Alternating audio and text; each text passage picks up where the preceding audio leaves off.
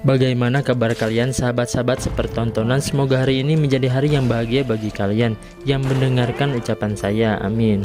Jadi di video kali ini saya akan menceritakan film Suicide Squad, yang dimana film ini membahas musuh-musuh terbesar superhero DC, tapi di sisi lain mereka dimanfaatkan untuk menjadi pahlawan dunia. Jika memang kalian penasaran dengan filmnya, kalau begitu jangan lama-lama, mari kita lanjut gaskeun.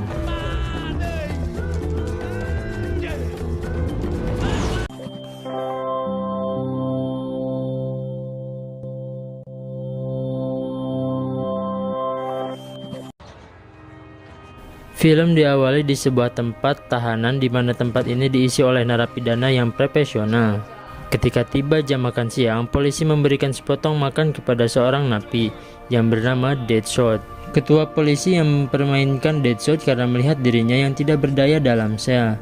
Karena sikap itu, Deadshot pun mengancam sambil membalas hinaan pada ketua.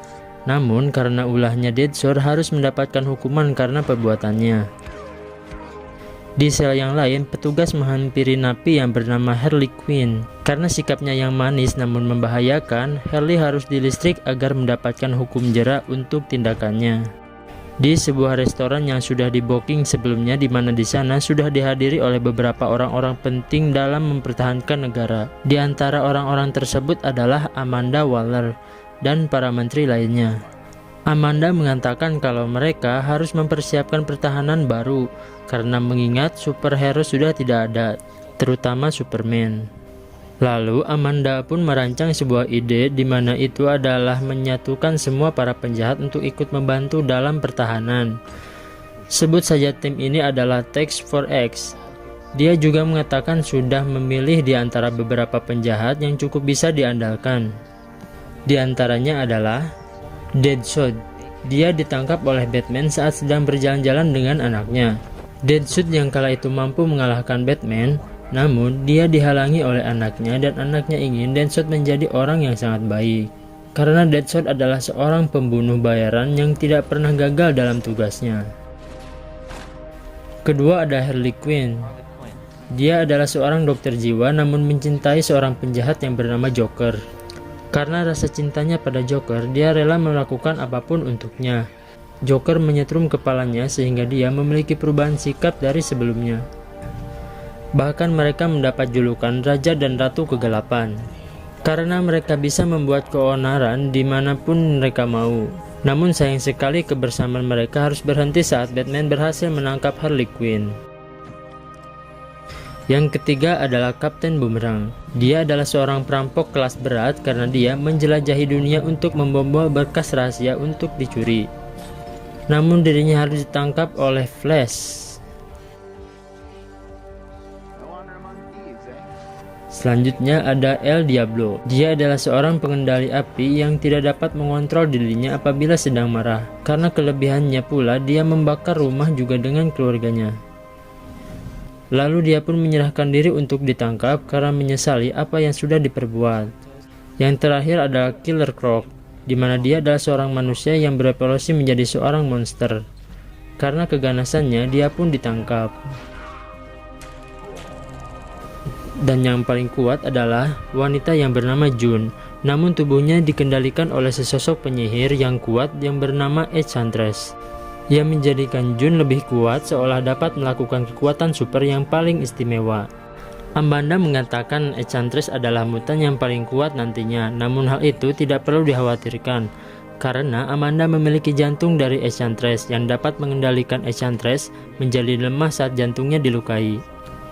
Amanda juga mengatakan kalau Task Force X ini diketuai oleh seorang kolonel yang bernama Plague. Dia juga seorang kekasih dari June. Suatu hari di Gedung Putih ada sebuah rapat para menteri dalam mempertahankan negara. Di sanalah Amanda mempertunjukkan Enchantress yang dapat dikendalikan olehnya.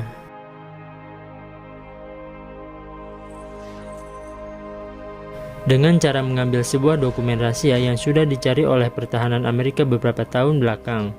Karena hal itu juga Amanda disetujui atas keinginannya membentuk anggota rahasia yang berisikan para narapidana profesional.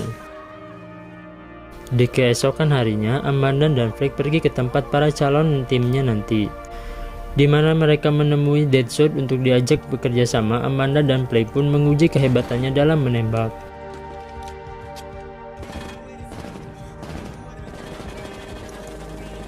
Amanda juga mengunjungi tahanan lain, yaitu Harley, El Diablo, dan Killer Croc.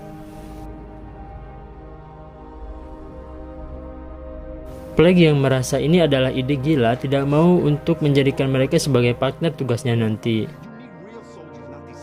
Namun Amanda mengancam Flag menggunakan June dengan alasan dia bisa saja memberikan hal buruk padanya. Dengan terpaksa pun Flag harus menerima ajakannya. Di suatu momen di mana di sana ada seorang musuh bernama Joker mengetahui keberadaan kekasihnya yaitu Harley dan memutuskan untuk mendatangi tempat itu. Di suatu malam di mana June sedang tertidur, dia justru berubah menjadi Enchantress dan pergi menemui Amanda. Dengan niat dia akan mengambil jantung miliknya. Namun saat berada di tempat itu, dia malah bertemu dengan segel patung milik kakaknya. Enchantress pun pergi untuk melepaskan kakaknya itu.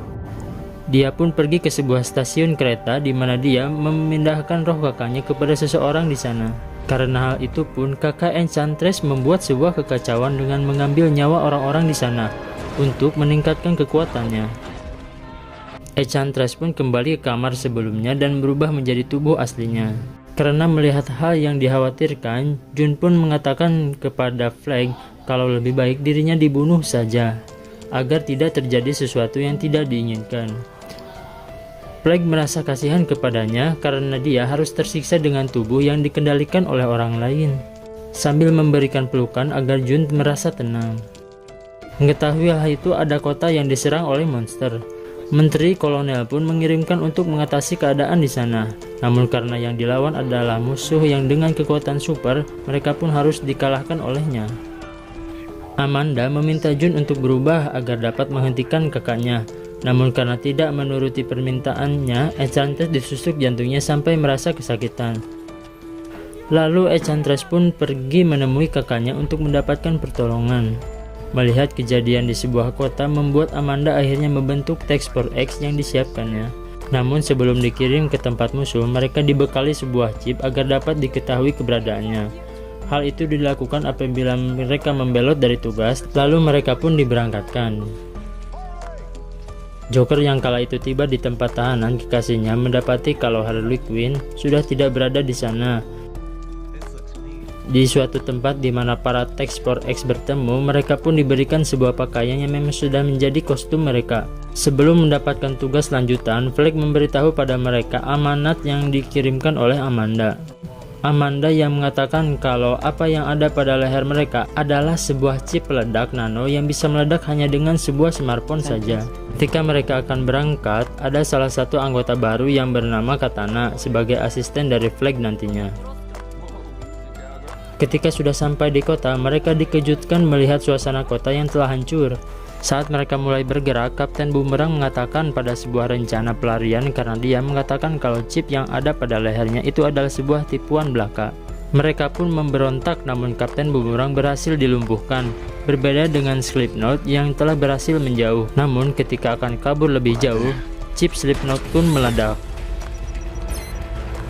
Now that's killer app. Okay, we want to keep playing. Oh, yeah.